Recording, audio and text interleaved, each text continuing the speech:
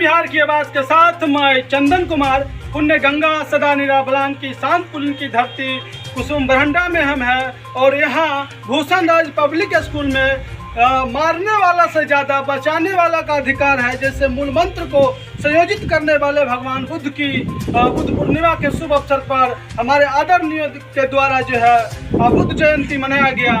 इस अवसर पे आए हुए लोगों से जानते हैं भगवान बुद्ध के ज्ञान के बारे में, जिनके चिंतन में दर्शन था, जिनके निर्णय में न्याय था, जिनके कर्म में पुरुषार्थ था, जिनके आचरण में सभ्य था, जिनकी विचारों में संस्कृति थी। तो इन आदरणीयों से जानते हैं महात्मा बुद्ध भगवान बुद्ध के बारे में और उनके ज्ञान के प्रकाश के बारे में। सबसे पहले हम डॉक्टर साहब से इस कार्यक्रम के अध्यक्ष महोदय से जानदार शानदार अध्यक्ष महोदय से जानेंगे भगवान बुद्ध के ज्ञान की बात। सर, मैं डॉक्टर अरविंद कुमार ज्योति जी जदयू किसान प्रकोष्ठ के बिहार प्रदेश का उपाध्यक्ष हूँ और आज के कार्यक्रम का अध्यक्षता की जिम्मेवारी हमारे कंधों पर डाल दिया गया। जी भगवान बुद्ध का शरणम गच्छामि, विचारवान लोगों का एक टीम बनाओ, एक संगठन बनाओ। ये चीज़ जो है हर आदमी को अपने जीवन में उतारने की ज़रूरत है और इसके अनुरूप जो है कार्य करने की ज़रूरत है। अगर इसको हम अपने जीवन में उतारते हैं, आचरण में उतारते हैं, तो समाज का एक नया रूप खड़ा होगा और आने वाला पीढ़ी जो है सुशिक्षित होगा और देश समाज का कल्याण होगा। मेरा यही विचार है। बिल्कुल नेताजी, पंचशील अदात, किसी की हत्या, चोरी, झूठ, नशापान इत्यादि जो विचार होते हैं इनको एक संगम मंच देने वाले आदरणीय हमारे ही पंचायत के उदय बाबू, डॉक्टर उदय बाबू, जिन्होंने पर्यावरण संरक्षण की दिशा में भी बेहतर प्रयास अपने आंगन में, अपने दरवाजे पे पर्यावरण का भी एक सुंदर संदेश दिया है माता प्रकृति को सजाने में। इनसे हम जानते हैं एक तरफ दुनिया यूक्रेन और रूस की युद्ध की बातें और उसमें दिलचस्पी ले रहा है, तो दूसरे आप और भूषण राज पब्लिक स्कूल में आपने शांति का संदेश का एक व्यवस्था किया है, इसके लिए आपको धन्यवाद। इस पर अपना विचार रखें।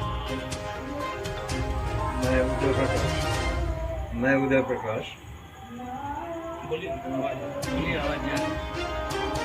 बुद्धम शरणम सेवा संस्थान का संचालक हूँ और यह सेवा संस्थान आरोग्य एवं पर्यावरण से संबंधित है।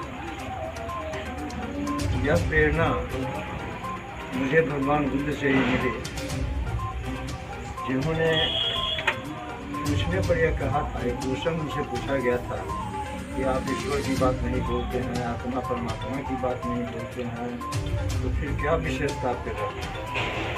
उन्होंने जवाब दिया था कि यदि आपके पैर में कांटा सूख जाए तो पहले कांटा निकालेंगे कि पहले ये पता लगाएंगे कांटा किसने सड़क पर रख दिया, उसका नाम पता क्या है, उसका नाम क्या है। तो पूछने वाले ने कहा कि हाँ, पहले तो कांटा निकालना है। उन्होंने बड़ा अच्छा से समझा दिया कि वही कांटा हमारे जीवन में तृष्णा है और तृष्णा ही सारे दुखों का जड़ है और उस तृष्णा का कारण अविद्या है। तो वो पूछने वाला बहुत प्रभावित हुआ, उनका शिष्य बन गया। तो भगवान बुद्ध का जो दर्शन है वह मेरी दृष्टि में बहुत ही प्रभावित है। आज परिवार से लेकर संपूर्ण विश्व तक में उनकी शिक्षा की आवश्यकता आज बढ़ गई है। नहीं तो जो एटम बम के कगार पर सारी दुनिया आज खड़ी है और एक बार नहीं कितना बार विध्वंस हो सकता है। अगर आज बुद्ध की बात नहीं मानी जाए, उनकी बात को नकार दिया जाए, तो ये विश्व को समाप्त होने में कोई समय नहीं लगेगा। इसलिए आज मैं यही कहना चाहता हूँ कि बुद्ध पूर्णिमा के दिन ये संकल्प लें कि हम अपने मन मंदिर को स्वच्छ और निर्मल बना दें। मन से ही सारी खुराफात का जन्म होता है, मन ही उसका अगुवा है। इसलिए मन पर संयम ये बहुत ही आवश्यक है। जय बुद्ध, जय भारत, जय जगत। बहुत बहुत धन्यवाद डॉक्टर साहब। नकारात्मक और सकारात्मक सभी जगह होते हैं, लेकिन सफल वही होते हैं जिनका ध्यान सकारात्मक होता है। आप अपने माध्यम से जो प्रयास कर रहे हैं इसके लिए विशेष धन्यवाद। हम विशेष आदरणीय से जानेंगे ज्ञान की बात। मैं विजय कुमार सिंह, सेवानिवृत्त प्रधानाध्यापक, ग्राम महती। आज बुद्ध पूर्णिमा के अवसर पर बच्चों के बीच आयोजन किया गया। और बच्चों के बीच इसीलिए किया गया कि बच्चा भगवान बुद्ध से सीखें कि मानवीय संवेदना का महत्व क्या है। मानवीय संवेदना से प्रेरित होकर ही भगवान बुद्ध घर से निकले थे और उन्होंने बुद्धत्व की प्राप्ति की और मानव को संदेश दिया कि मुझे जो मिला है वह तुम लोगों में बांट रहा हूँ और इस पर यदि चलोगे तो सभी तरह के कष्ट मिट जाएंगे। और वास्तव में यह बात सत्य है। पंचशील के रूप में किसी की हत्या, चोरी, झूठ, नशापान, इसमें जो व्यक्ति लगता है, व्यभिचार में जो लगता है, तो समाज विकृत हो जाता है। हिंसा बढ़ती है, अहिंसा का उपदेश है। जी बिल्कुल। तो इस अवसर पर हम लोग गौरवान्वित हैं। हमारे उदय बाबू ने आयोजन किया, हम लोगों ने उसमें भाग लिया और बच्चे इतना उत्साहित होकर उसमें भाग लिए कि मैं गदगद हूँ और शब्दों में बयान करने में असमर्थ हूँ। जय बुद्ध, जय बिहार।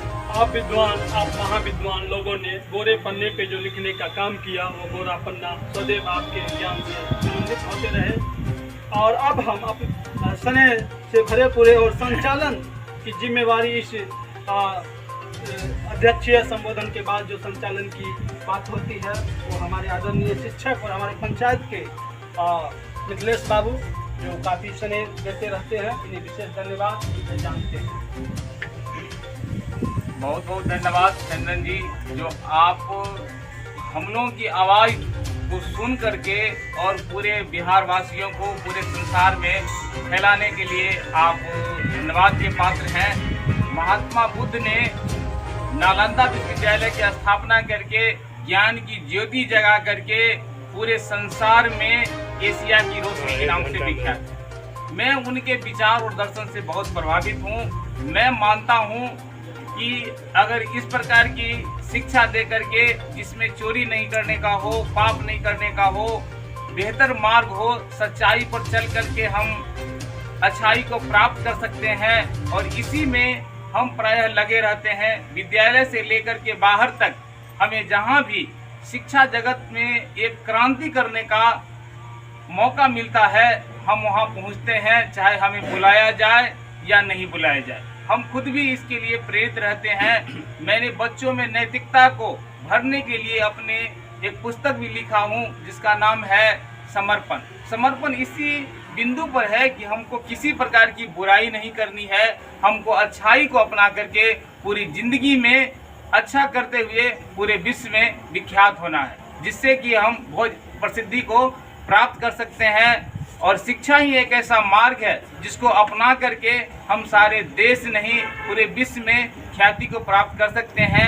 हम इसीलिए बुद्ध जयंती को मनाते हैं कि शिक्षा के अलख जगाने वाले अगर हम लोग उनके साथ साथ चलेंगे तो हम लोग भी भगवान बुद्ध की तरह एक दिन एशिया नहीं संसार की रोशनी के नाम के रूप में प्रसिद्ध हो सकते हैं। मैं मिथिलेश कुमार सर्वोदय उच्च विद्यालय चांचर मथुरापुर में अभी सहायक शिक्षक के रूप में पोस्टेड हूँ और साथ ही साथ इन शिक्षा के अलख जगाने के कार्यक्रम में हमेशा तत्पर रहता हूँ। आप हमारी आवाज़ को सुनने आए, बहुत बहुत धन्यवाद।